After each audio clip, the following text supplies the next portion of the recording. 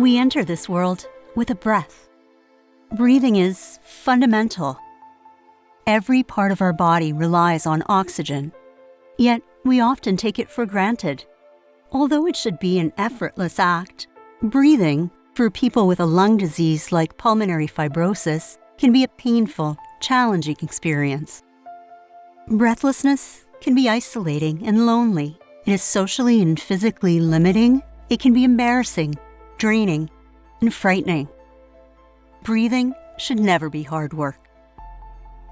In healthy people, the lungs require very little pressure to fill. They take the entire output of the heart, and we're barely conscious of the effort to breathe, even with light exertion. People need oxygen. You and I need oxygen to live.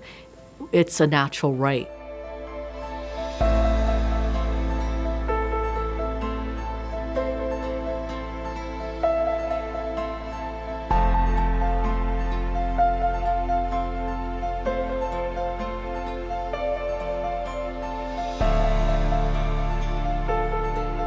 My life was very, very active. Mountain biking, cross-country skiing, downhill skiing, water skiing. You're talking to a person who really likes the theater, and I love going to film festivals and that kind of stuff.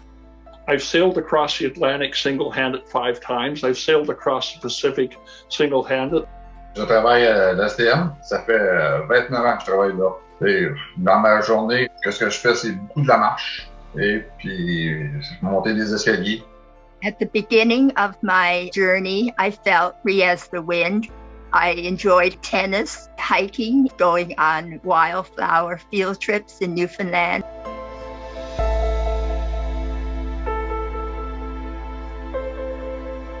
In someone with pulmonary fibrosis, the lungs lose their elasticity, they become very stiff, and it takes much more energy to fill them and to breathe. Pulmonary fibrosis is the common term used to describe a large family of diseases that cause inflammation and scarring in the lungs. The medical term is interstitial lung disease, or ILD. ILD is not a single disease, but rather refers to a group of more than 200 lung disorders that all have effects on the part of the lung called the interstitium. It is a different path for each individual, which is why pulmonary fibrosis can be difficult to diagnose.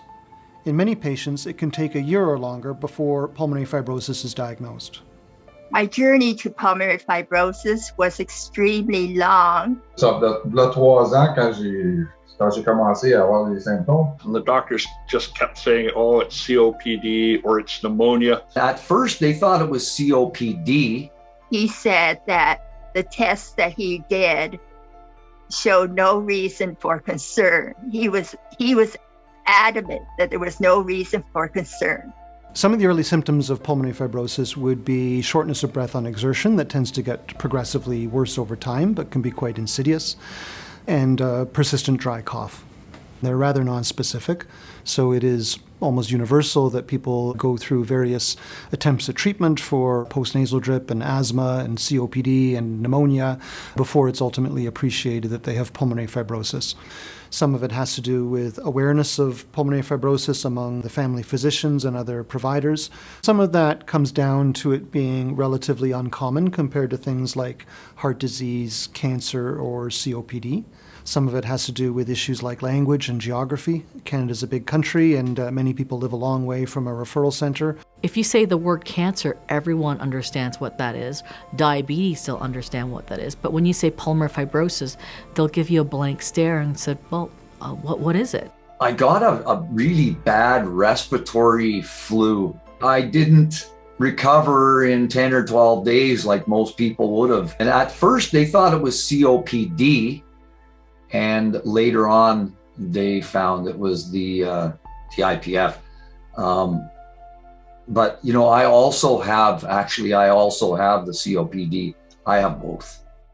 Le premier résultat, c'était que dans le bas du poumon, j'avais beaucoup de mucus. Et ils pensaient que c'était juste une infection que je faisais parce que je faisais de 3 pneumonies à 3-4 bronchites par année. Puis, plus que les années avançaient, mais ça ne changeait rien. I was first diagnosed with bronchiectasis in 2002. It took till 2011 before I discovered that I had pulmonary fibrosis. I guess the reason why I felt so surprised was that there was no mention of pulmonary fibrosis in the years prior when I had multiple episodes of flu, bronchitis, pneumonia. In 2016, my younger brother died of idiopathic pulmonary fibrosis in British Columbia. Nobody in the family knew he had the disease until after he died. And I immediately knew I had it because I had been sick every spring for many years. And the doctors just kept saying, oh, it's COPD or it's pneumonia. And my family doctor said, you got a Velcro sound at the bottom of your lungs. And when I went home, I went to my doctor and I said, I need to see a respirologist urgently, was diagnosed with interstitial lung disease and then confirmed as idiopathic pulmonary fibrosis.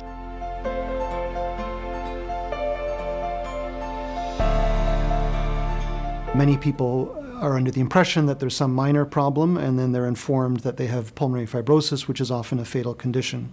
So they're often devastated by the news. They are fearful of what comes next, fearful of dying or of struggling to breathe. There are many unknowns, so it's hard for them to know how things will unfold.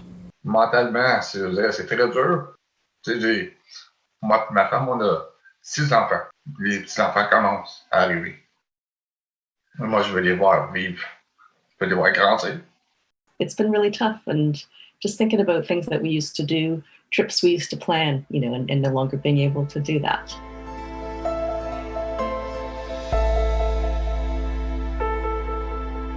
Pulmonary fibrosis is a progressive scarring process in the walls of the air sacs in the lung.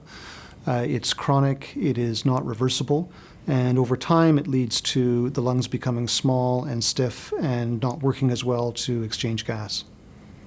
People with pulmonary fibrosis may start with insidious symptoms of shortness of breath on exertion and a cough that may come and go. As the disease progresses, the symptoms become more persistent and more limiting. People will find that they may start to struggle when doing light activities around the home. They get more and more limited. Their oxygen levels may drop on exertion, and we may prescribe supplemental oxygen to help people function better. People are often fatigued and exhausted. In 2019, I was hit really hard with an exacerbation, and I ended up in the hospital for a week. My blood oxygen was 55. That is considered critical. Even my specialist, he says, I was wondering if you were going to even make it. As the disease progressed, it became more exhausting. I couldn't do anything without oxygen.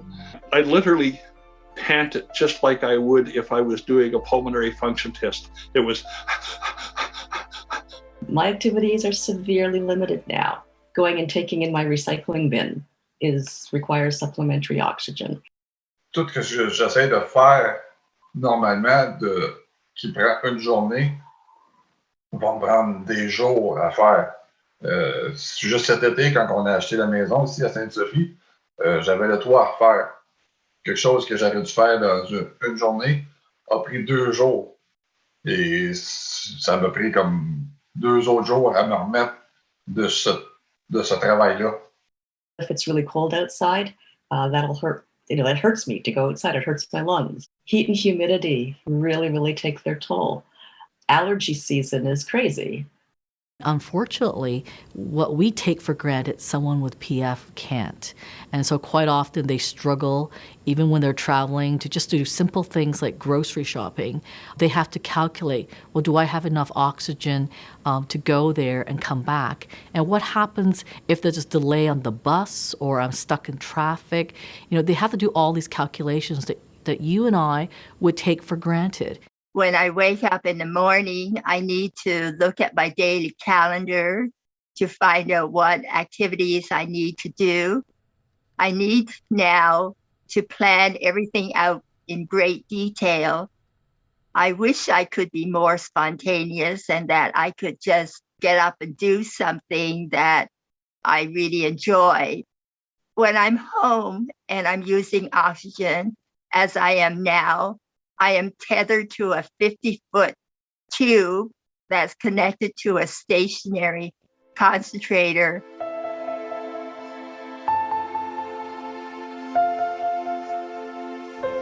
When people are diagnosed with pulmonary fibrosis, it's often difficult for them to know what to say to friends and family. There may be a bad prognosis, and it can be hard to break that to children and loved ones. I really didn't know how to tell my family and my friends that my life had changed overnight. I felt very self-conscious. That first weekend that I received the oxygen, I was talking with a fellow chorister from a choir that I belonged in, and I mentioned how much I wanted to go to see the Amadeus choir that weekend. So she offered to come with me and support me on that very first day out in the community, seeing friends or acquaintances and having to tell them why I was on oxygen, because they would say, "Oh, I didn't think that was you."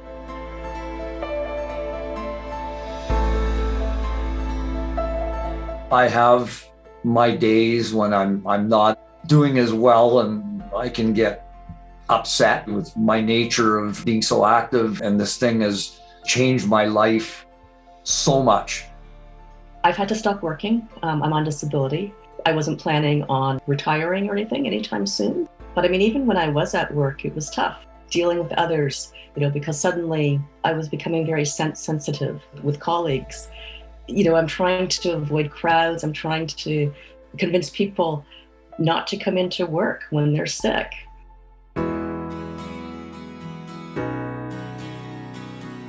I think that in my journey, I went through a mourning period of having to deal with the things now that I cannot do.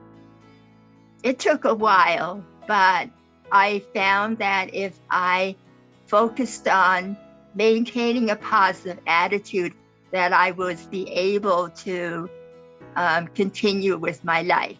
Find what makes you happy.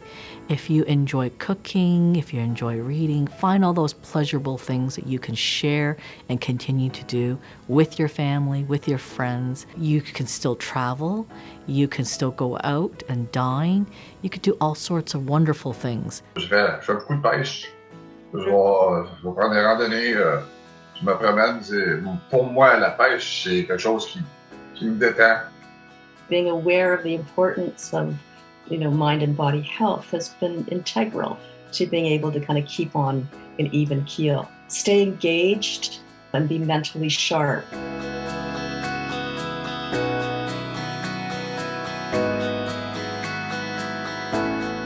This is Maggie.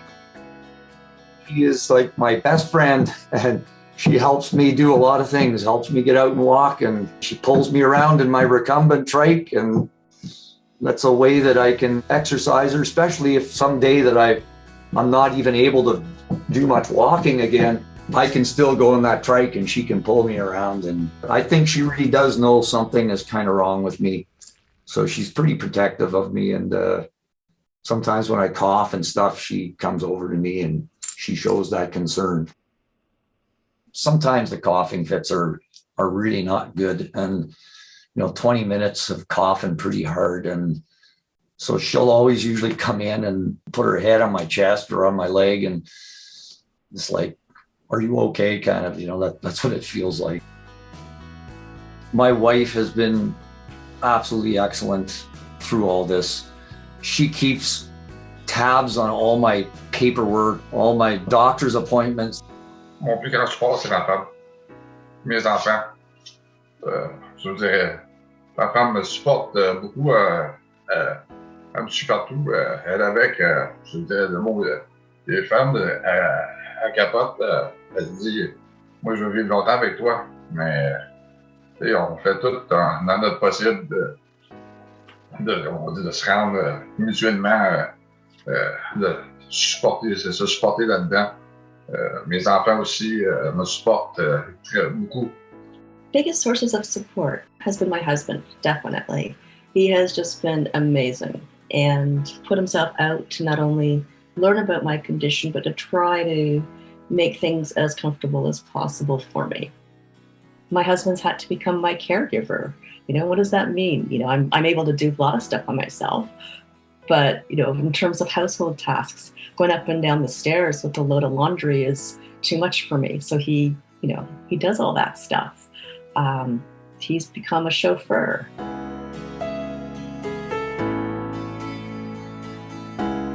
Pulmonary fibrosis has been studied very intensively for more than 30 years, and a great deal is now known that wasn't known before in regards to the cells that are involved, the molecules that are involved, the pathophysiology. Unfortunately, the track record in terms of treatments being effective has been quite poor. We do have 2 drugs that are available on the market that serve to slow down the disease.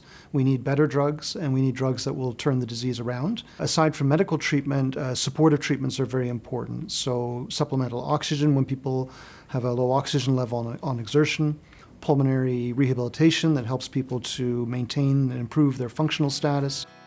What really helped me was going to a pulmonary rehab program. That was a way of being able to start getting back into exercising and activity and wellness exercises and connecting with other people who have lung issues and doing it in a very safe and supportive environment.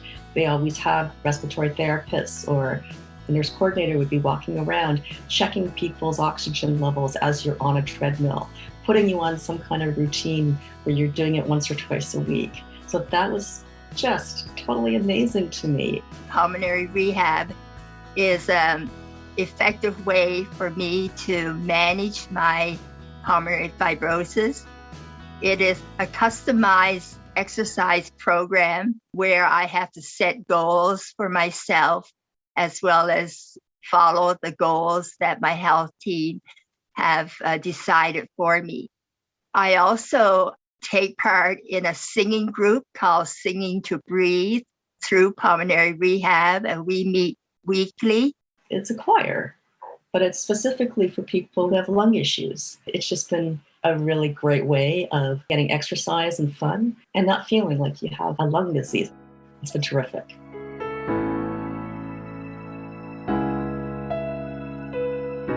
People who are coping with pulmonary fibrosis do need to gain the support of their friends and family. There are patient support groups, which can be extremely valuable, allowing people not only to learn about the practical tips from others, but also there's a sort of moral support aspect where people help one another through the difficult times. Support groups give us the opportunity to be with people who have lived similar journeys, and that we, in a collective environment, can support and help one another with coping strategies. I knew nobody in Halifax that had idiopathic pulmonary fibrosis, and I formed the Halifax Pulmonary Fibrosis Support Group. We support each other, we educate each other, and it's made life a lot easier for everyone.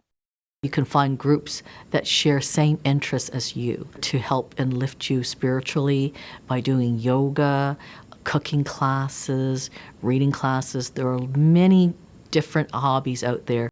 Beyond that, people need to garner the support that they're going to need to go forward with the disease, and that includes friends, family doctor. Staying active is extremely important. I knew I had to start working, and I went for walks every day of the week. I was trying to walk 5.2 kilometers every day. I've been keeping as active as I can be by going for my walks every day and taking Maggie out. And I even go to the cottage, adjusted my dock in the water. I just put the POC, the portable oxygen, on the dock, and was able to undo all the bolts and adjust everything. And I take that POC and I do a lot of things with it. But that's my nature, and I'm not one to be stopped, and I'll just go on. You just have to slow down a bit. Listen to your body. It's not going to allow you to go as fast as you used to. So you just have to do these things at a slower rate. Being able to get outside and do a little walk, even if it's like short, doesn't matter. Get out there and do it. As people's disease progresses, weight loss can become a big issue, and getting dietary advice can be very important. And in people with more advanced disease, palliative care to help manage symptoms and shortness of breath and anxiety can become extremely valuable. There's a tendency when people have a lung condition to get deconditioned and more limited. Because you have a respiratory disease and you get short of breath when you try to do something, you tend not to do it. So it becomes this vicious cycle where even though you should, be doing things in order to keep up some kind of minimum level of health, you don't, because you get scared to. So then your health declines even further.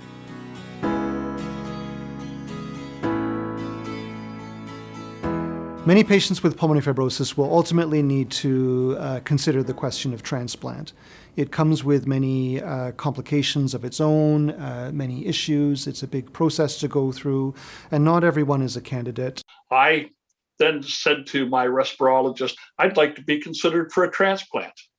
And Dr. Chaiselin just looked at me and said, the oldest patient I have ever referred is 73 years old.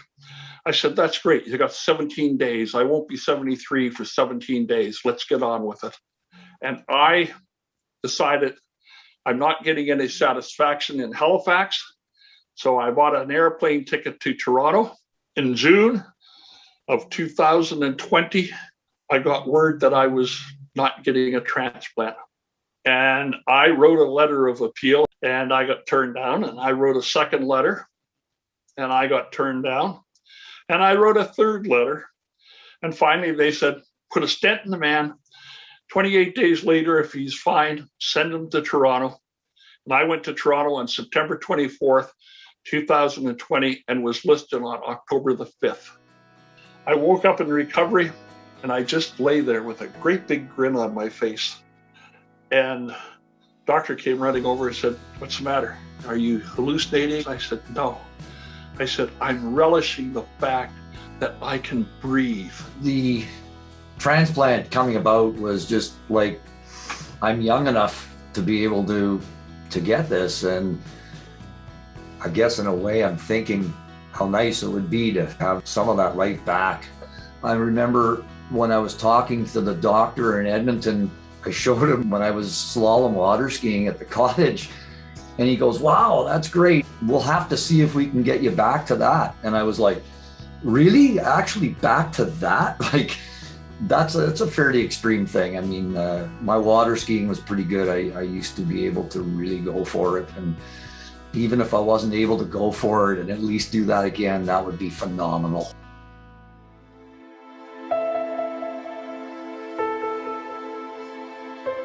Historically, there have been major issues related to having multiple jurisdictions in Canada that provide healthcare. And so the rules around funding for medications, the rules around oxygen can vary quite substantially from province to province. Also, not all provinces provide all interventions. So for example, if you need a lung transplant and you live in Newfoundland, then you come to Toronto. We did a patient survey.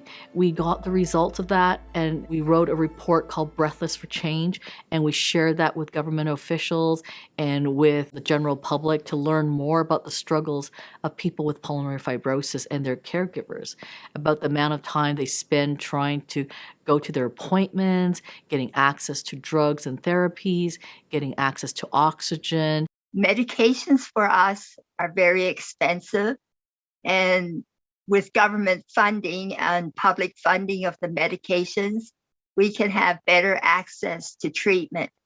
Often, when it comes to rare diseases, it's very hard to get access to drugs and treatments and services. They're often, left behind because there's not enough of them. Patients will say, well, I have to figure out, do I eat? Do I take my drugs? Or do I pay for my oxygen? Or do I pay rent? And that's a real hard question. And, we at our organization feel that everyone has the right to the breath of life and that they shouldn't have to think about what do I have to juggle to manage that.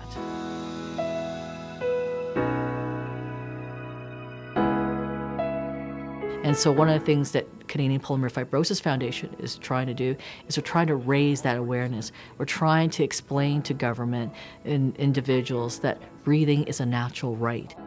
I'm a great advocate of promoting the Canadian Pulmonary Fibrosis Foundation and getting people to understand what idiopathic pulmonary fibrosis is. Access to drug therapy.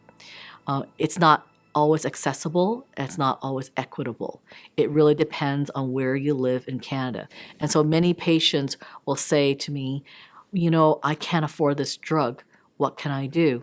And so Canadian Pulmonary Fibrosis Foundation, we will go and advocate to say, how can we have this drug reimbursed for those who can't cover it? There are systemic things that can help.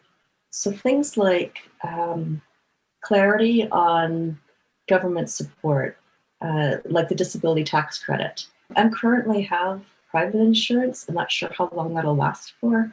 So I'll have to see because my drugs are expensive. I asked him about treatment options, and he said that the medication, and he quoted Bosentan or Tracleer, would cost upwards to $30,000 a year.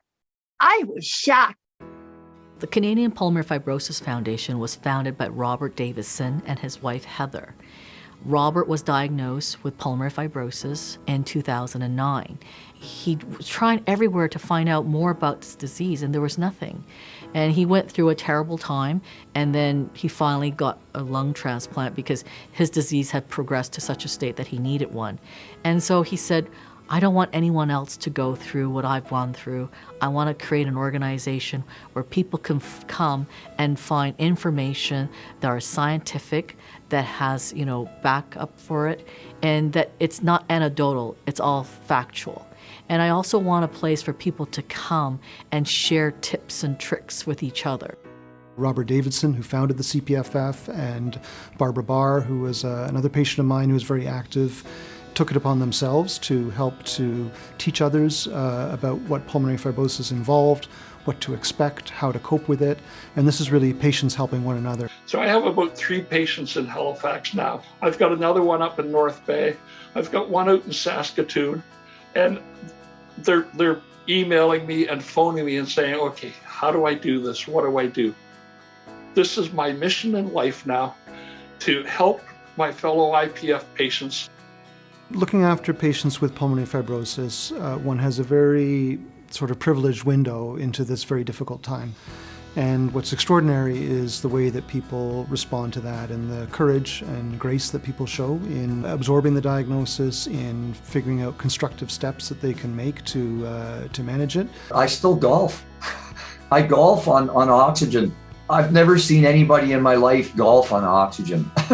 I'm lucky that I'm still able to get off the oxygen for 15 seconds and I can hit the ball and I can go back in the cart. I just look for any way to try and get around things. Self-advocate, but self-motivate. I have too much to do in life to give up, and I have a desire for more adventures. 8 years ago, we didn't have any medications to treat idiopathic pulmonary fibrosis. Now we have 2, and there are more under study. We're hoping that one of the drugs will stop the progression of the disease, and hopefully eventually a cure will be found. There's been huge progress in the area, huge new insights into the biology of fibrosis. We now have drugs that are effective in slowing it down. There are developments in the field of transplantation, artificial lungs. There is hope for the future. Not everyone can take breathing for granted. From thinking to moving, breathing is life. It allows us to speak, laugh, and sing. It connects us to the outside world and to each other. Pulmonary fibrosis is a life-limiting disease that can affect anyone. It impacts the lives of not only those who have the disease, but also their families. There is an urgent need to better support people living with pulmonary fibrosis. Together, let's build hope, awareness, and funds, because breathing should never be hard work.